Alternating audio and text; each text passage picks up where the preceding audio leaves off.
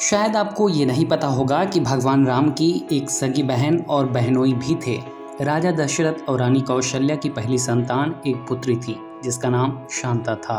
शांता भगवान श्री राम की बड़ी बहन थी। पुराणों के अनुसार शांता बुद्धिमान होने के साथ साथ अनेक कार्यों में निपुण थी। शांता का विवाह ऋषि श्रृंगी से हुआ था, जिनका आश्रम अयोध्या बॉर्डर पर सरयू नदी के तट पर शेखा घाट पर स्थित है।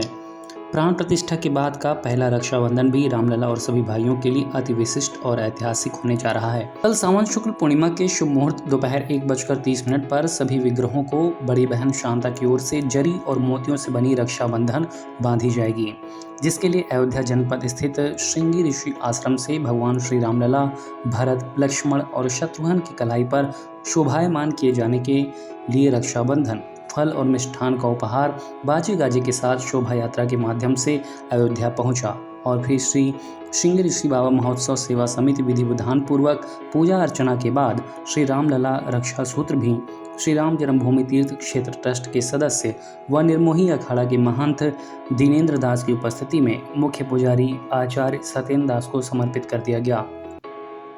एक बहन शांता थी और यह है उसी ऋषि आश्रम जहाँ शांता आज भी विराजमान हैं। उनके गांव के और उनके उस मंदिर के और आसपास के जितने लोग हैं सभी लोग मिल कर के यह राखी जो लाए हैं इसको शुभ मुहूर्त में भगवान श्री रामलला को बांधा जाएगा।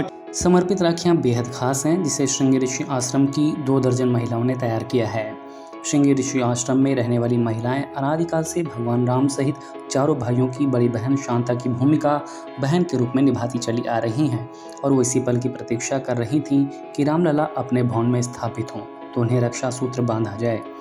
इसी भक्तिभाव और आस्था से अभिभूत हो जरी और मोतियों से गूंथ कर रक्षाबंधन तैयार किया गया और रामलला के मुख्य पुजारी को अर्पित कर दिया गया, जिसे कल पुजारी वेद मंत्र उच्चारण के साथ रामलला सहित चारों भाइयों की कलाई पर बांधेंगे।